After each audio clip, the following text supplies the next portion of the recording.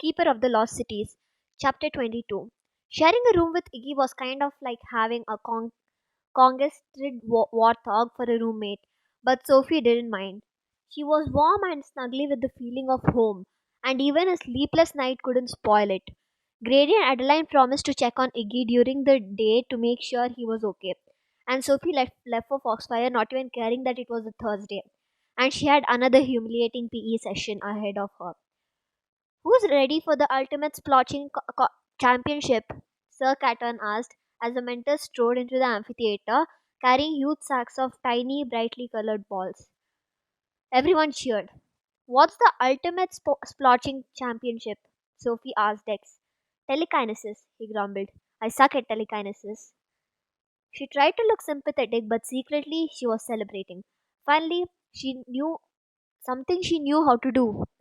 Well, sort of, but that was better than nothing. How does this work? She asked as everyone partnered up.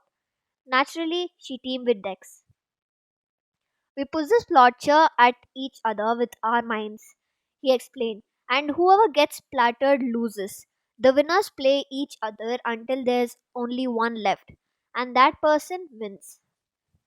Everyone, on your mark, Sir Catton ordered, as Lady Alexine handed Dex a bright pink splotcher. Get set! Dex tossed the splotcher towards Sophie. Catch! It was nearly splattered the floor, but at last second she managed to catch it with her mind. Sorry, I forgot you're worse at this stuff than me, Dex said smugly. At least I'll win one match this time. She rolled her eyes. He shouldn't count her out yet. She took a deep breath, focusing on the power she knew was deep within her core. She almost feel it like swirling around, like a worm buzzing in her stomach.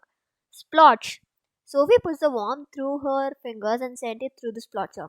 Splat! A stunned Dex stared at Sophie with bright pink slime running down his chin. She had nailed him right on a smug little grin.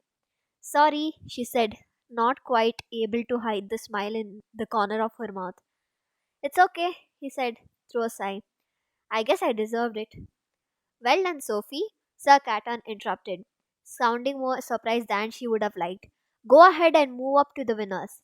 Dex can join those colorful prodigies over there. He pointed to a group forming on their left. Dex called. So, what's the prize for this contest anyway? Sophie asked before Dex wandered away. Usually a pardon for one punishment, but don't get up your hopes up. Fitz always wins. Not that Wonderboy ever does anything to need a pardon.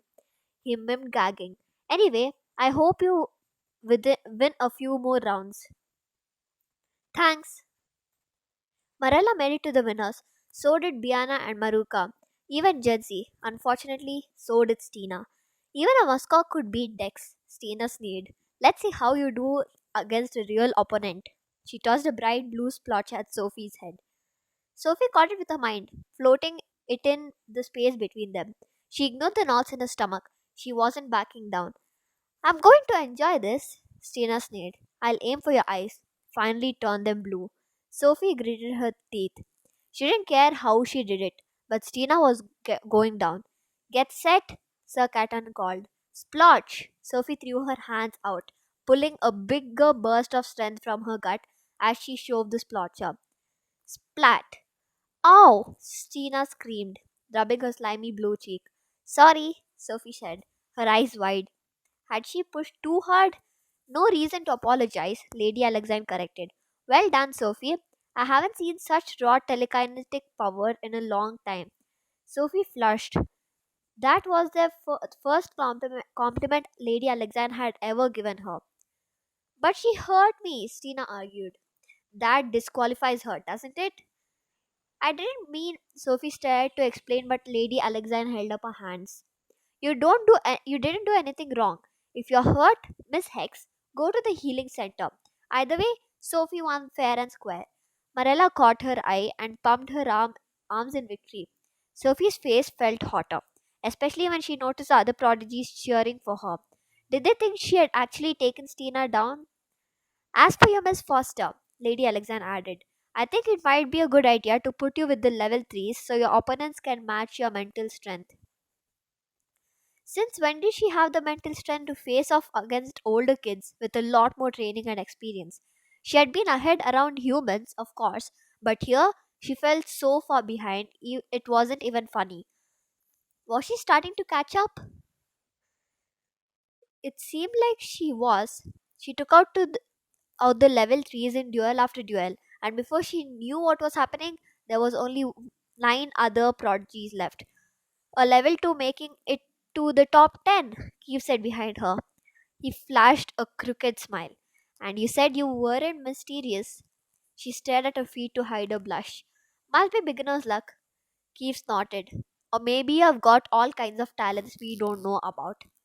He couldn't know about her telepathy, could he? Look, who went pale again. Interesting, he murmured. She opened her mouth to make some excuse, but he cut her off. I have a feeling you will be the one to take down the mighty Fitz. Sophie froze. She wasn't surprised that Fitz was still in the competition, especially after Dex's earlier grumbling, but it hadn't occurred to her that she might have to battle him. Her palms slicked with sweat, but she shook the idea away. What were the odds she would be able to beat a bunch of older, much more experienced prodigies? Eventually, the odds were good. Soon enough, she was in the final four. Her, Fitz, and two level 6 named Trella and Dempsey. Everyone seemed as surprised as she was, even the mentors. Sir Caton paired Fitz against Trella, and Sophie toyed with the idea of not even trying to match with Dempsey, so she wouldn't have to face Fitz.